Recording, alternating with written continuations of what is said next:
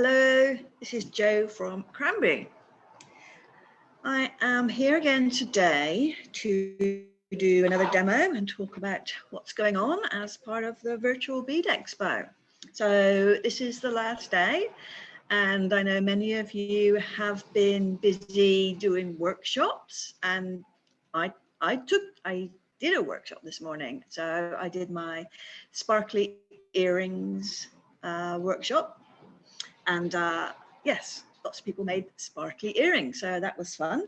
And I took a workshop yesterday with Glenda McNaughton, which was also fun.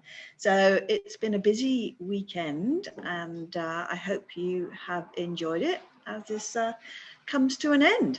So a big thank you to all of the Bead Society for enabling this virtual Bead Expo. It's been a big change to do it this way, but it's been a lot of fun. So firstly, a reminder that the Cranberry Expo special is free shipping on your orders, express post shipping. I keep forgetting that, express. All orders over $100, and that is until 6 p.m. this evening. So if you've been adding stuff to your cart, make sure you just tip over that $100 and you don't have to pay for postage. And make sure you get that in before 6 p.m. so you don't miss out. So I mentioned yesterday about the Cranberry Bead Weaving Club, which I am really excited about. And I've had a few inquiries already, but just wait a little bit longer. So if you sign up for the newsletter, you will be the first to hear a few more details about that. So it will be for you if you have already started bead weaving and would like to learn more and just want to explore lots of techniques which will build up into projects over time and refine your techniques, get better at things, get lots of hints and tips. So it will be a monthly subscription to a type of club, and we will be launching it, all being well, at the end of this month. Okay, so do stand by for that. And for now, I will go on to do today's demo, which is about metal meeting seed beads. So I will switch over to the overhead camera.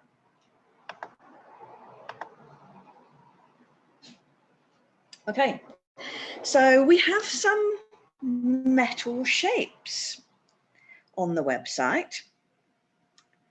Things like these and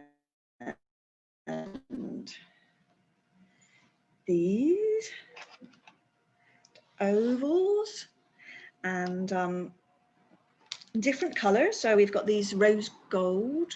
Rose gold's a very popular color. So we've got several rings in a few different sizes, 40 mil, 30 mil. In fact, I've switched cameras now, but when I switch back, they're actually right on the wall next to me. So I'll show you that.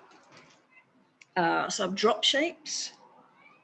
So those would make great earrings, wouldn't they? And then these cute little quarter circles. You get 4 of those in a pack. So what do we do with these shapes? So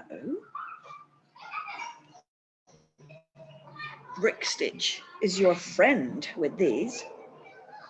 So this is a ring that I've brick stitched around. Now,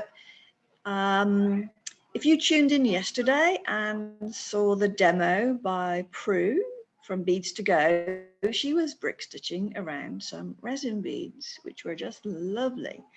And this is a very similar technique, except instead of putting your thread around the bead to start you off, you simply use the ring as the starter. And I've just added a little loop on this one. I don't know what this one's going to be yet. I've just been playing around. I did this demo a little while ago. So this is a layering of the shapes. So you have an outer ring, an inner ring, and then there's marquee shape in the middle. Okay, so that's a lot of fun. These were seed beads and these were the Tinos Parpaka, which being flat sided, they fit in quite nicely with that. So that's just one idea of what you can do. Now, what I'll do next is I will do a little demo because I have been working on this. Okay, so I've added these little triangles on the side of this hexagon, on the inside of this hexagon even. So you can add little bits of bead weaving on the inside or the outside. And in fact, I'm itching to play with these triangles and do something like this. So you can join them together. Bead on the inside or the outside, and these would look great as earrings individually with a bit of beading around them, or you could put them together. In fact, you could put 4 of those together and make a diamond. That would be a cool shape. So there's lots of playing around you can do.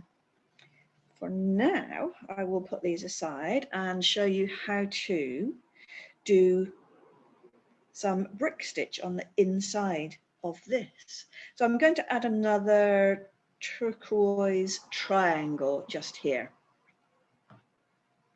I've got some thread and I have simply wrapped it round the ring and done a double knot.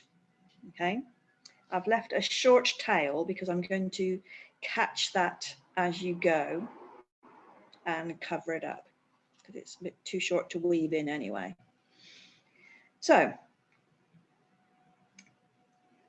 we need to be this side of the ring and the other side of the ring at various points. So I'll try and make it clear what I'm doing.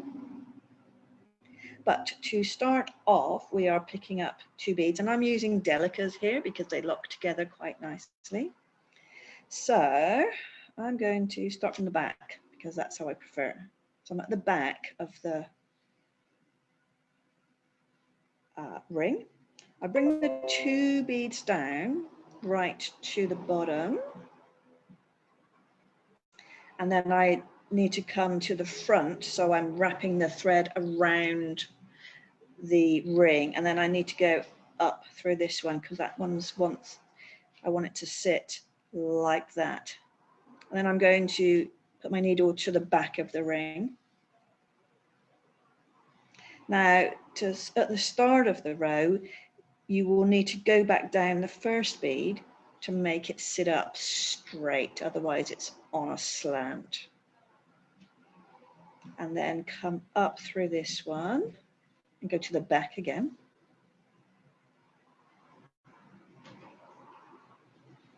And then just give it a tweak. And there we are, it's sat up straight.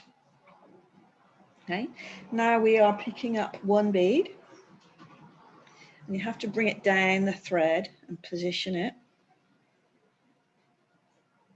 Come to the front and then turn it upside down, if you like. Go up through it. And see, I'm pushing through the ring, so I'm at the back of the ring. And there we are. Pick up another bead. Bring it down.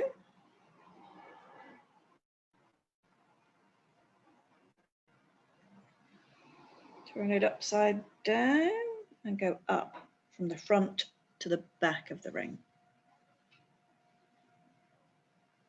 And then just snug it up.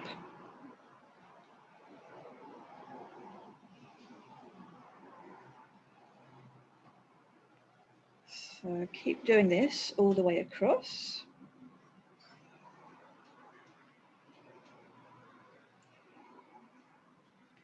I've got 5 beads and I've used 7 in the previous ones. Oops.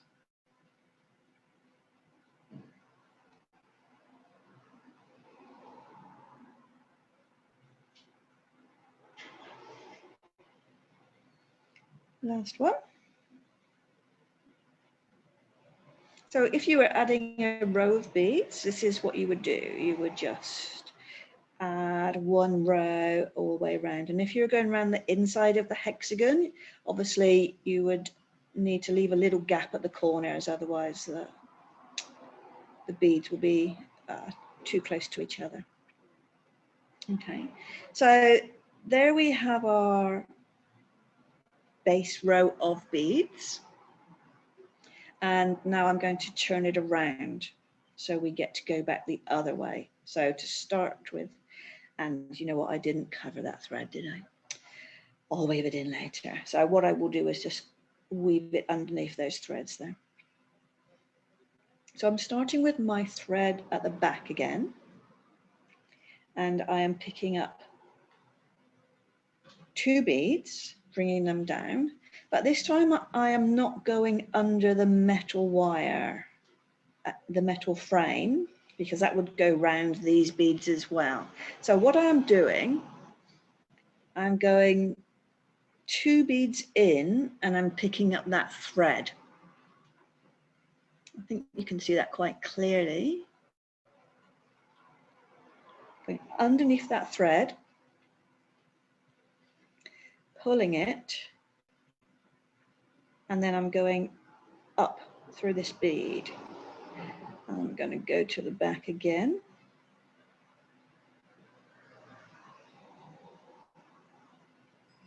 Now, just like on the first row, we need to go down the first bead because it is sitting on its side and it needs a bit of encouragement to stand up straight, and then back up the second bead.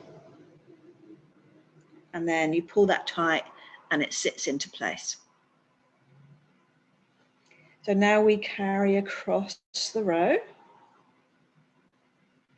go through, pick up your bead, go through the thread between the beads. And now, because you're not working around a metal ring, you're working the thread, the bead sits in place much easier. Go to the back,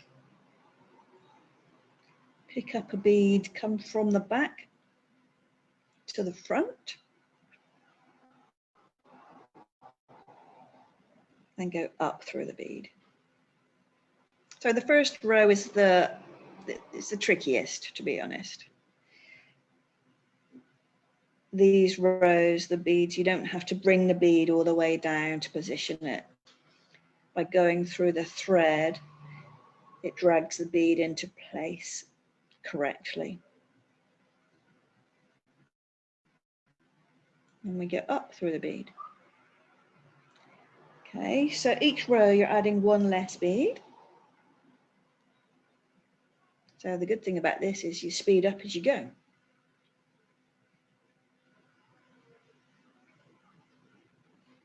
That's the second row done. I'm going to turn it round and push my needle through the ring. So I'm starting at the back again. Pick up 2 beads. And you want to be moving 2 beads over and go between the thread of the second and third bead.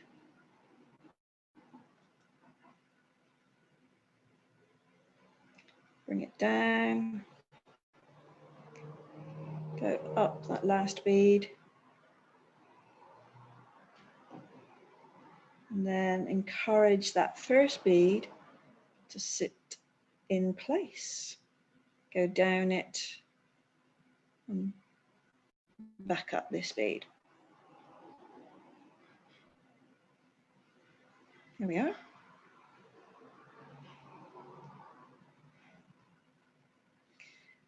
So as with all bead weaving, it's the beginning that can be tricky, and you have to persevere past that frustration of trying to hold it and get the first beads in place, and then it gets easier.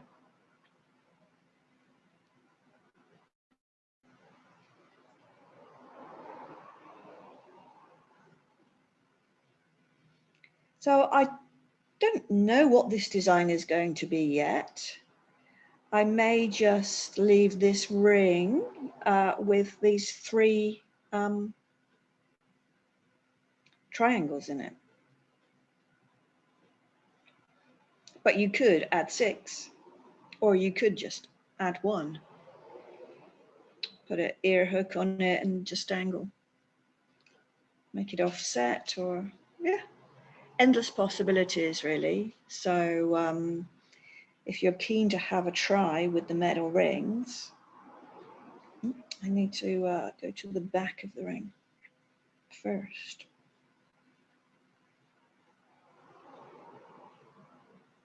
Oops. Need to go between the 2nd and 3rd bead, not the 1st and 2nd.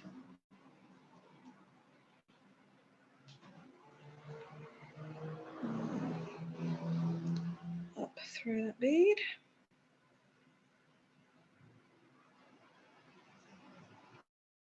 And down through this bead. And up again.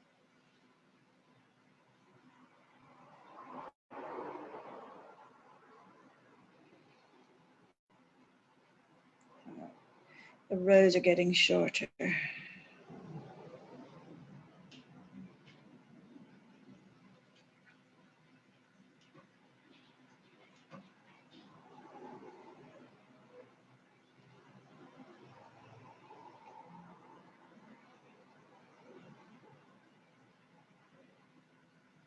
So the metal rings do come in a few different colors. This is the silver. They come in a brass and a gold, and there's only a slight difference in color. The brass is a bit duller. In fact, that is the brass and that is the gold. So you can just see this is a bit more reflective, but they're quite a similar tone. And then it comes in a lovely rose gold as well, which is quite lovely. So many shapes and sizes. Excuse me.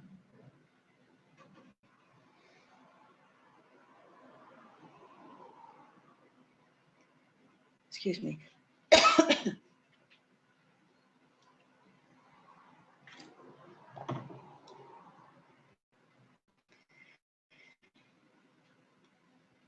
So we're at the penultimate row. Putting these last little beads into place. And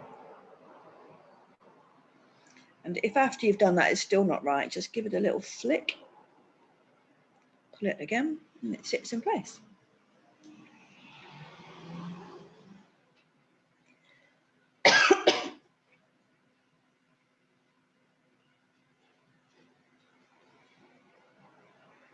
Okay. That was not the last row.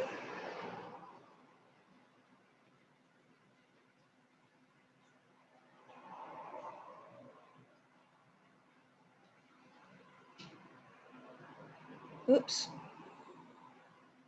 Wrong spot, wrong spot. Reverse bead, reverse bead.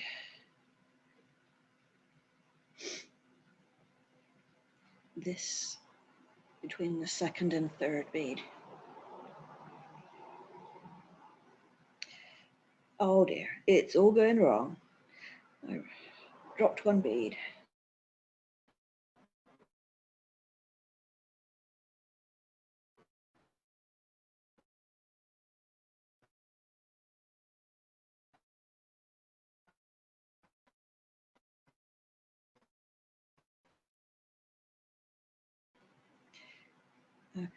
Something wrong.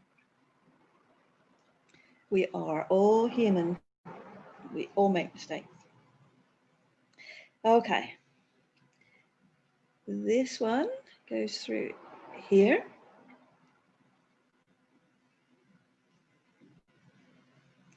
Up through here. Down the first. And then I'm coming up through here. Stands up because then you've got nowhere to go with the thread. So you put a little bead laying on its side, and I'm going to weave down through a few beads. And that little bead just sits on its side, which finishes it off quite nicely. So I will weave through and just weave back and forth to tighten up the tail thread.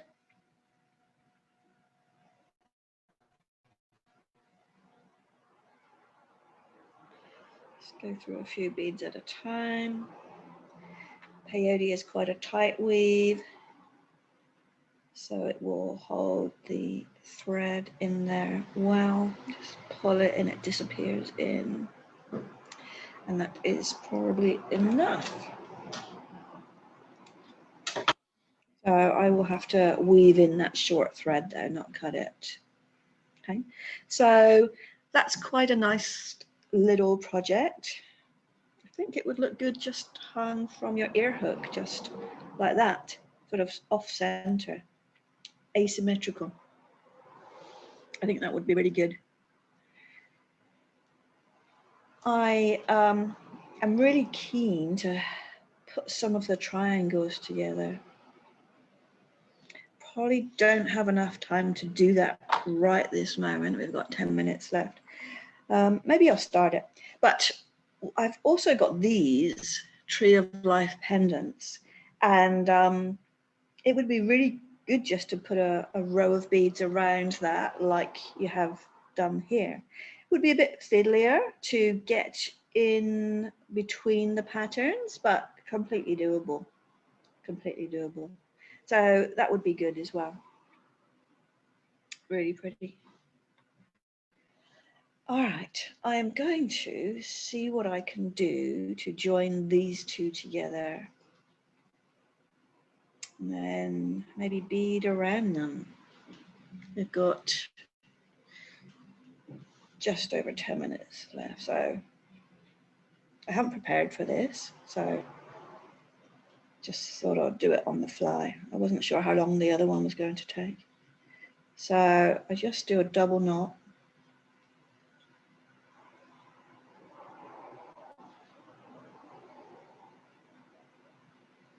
There we are. And then open them up. And what should I do? I think I will, to join them,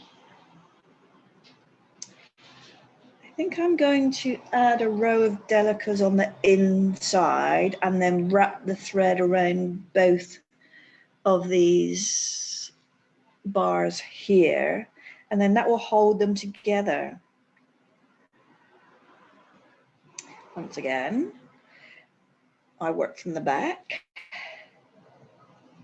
So this is a little bit fiddlier because I've now got to come up through here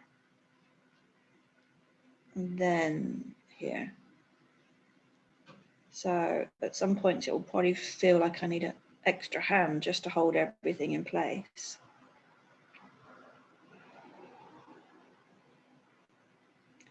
So down through that bead. And then up through this one, and then hopefully they'll sit side by side.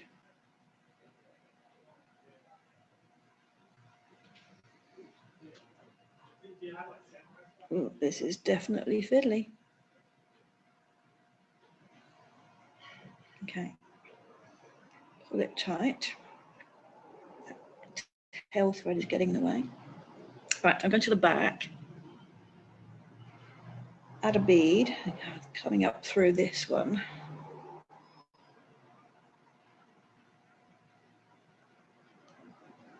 Pull that tail thread out of the way. Okay, bead, get into place. And then up through that, go to the back.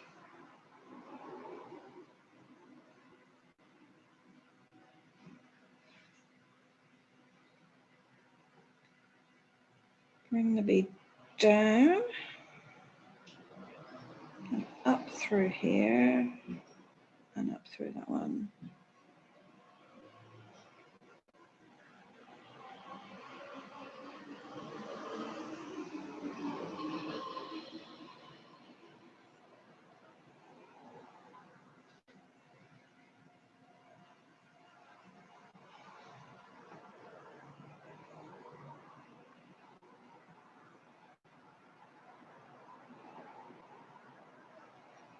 So you can see it's the basic same technique.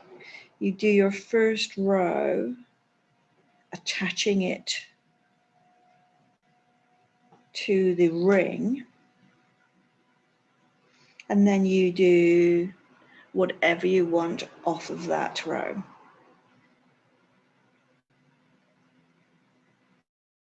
Or perhaps you just want to do one row.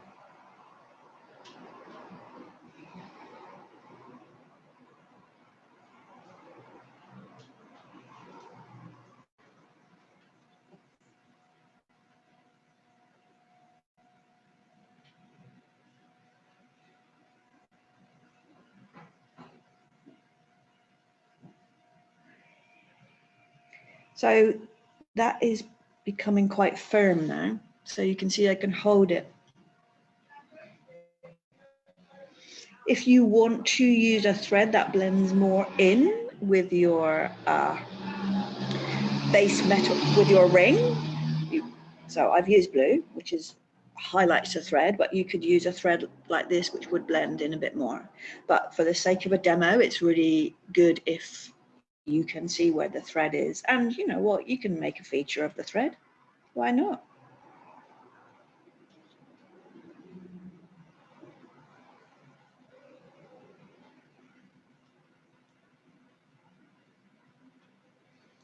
So there we are. I'm going to add one more bead. I think we can squeeze one more in there.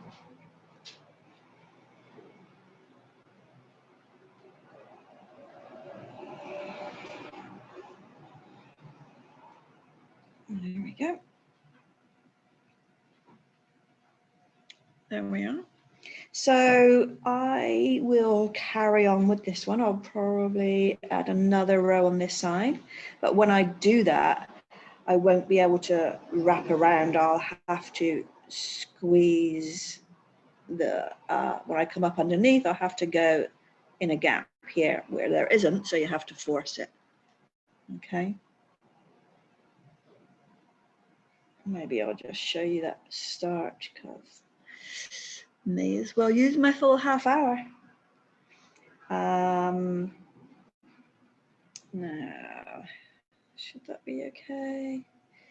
See, what I'm going to do is just position the thread a bit nicer. I'm going to just wrap around, put the thread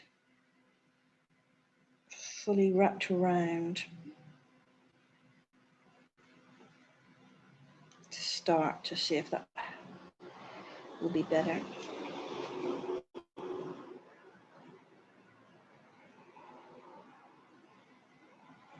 So now I'm going to come through from the back about the position I need.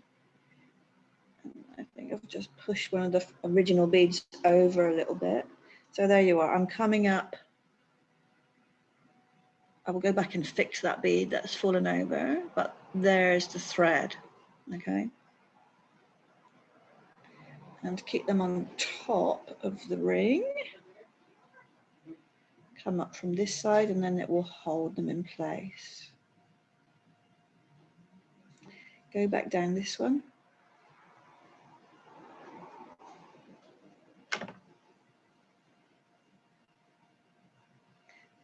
That's the challenge working with pointy shapes. Your thread gets stuck on them.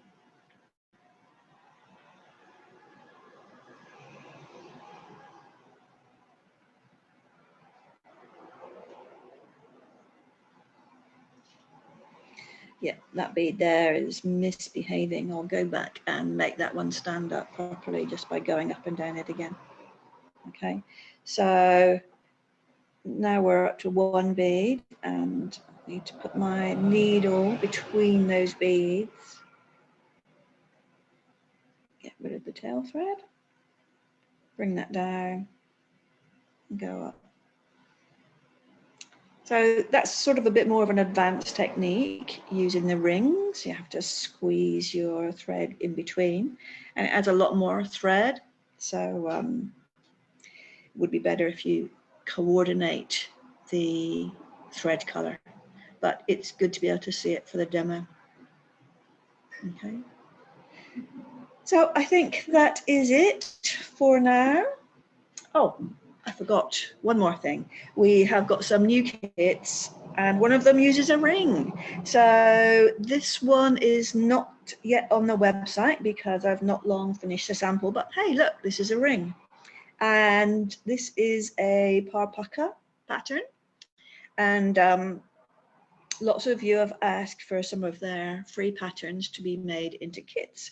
So this is one, and this is just a pendant, and I've just made a simple loop on the top, so you can make the loop bigger if you want to put it on a beaded rope.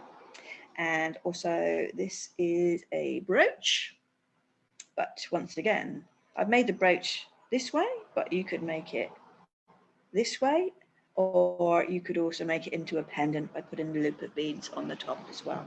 So those two are recently made, and we will be making kits for those very soon. And initially in these two colors, and as soon as we get time, we will make a second colorway as well. And I'm 1 minute over time, so I had better stop and finish up. So thank you once again. I have really enjoyed doing these demos, and yes, thank you all to the Bead Society for putting them on. Okay, I will see you around. Thank you. Bye.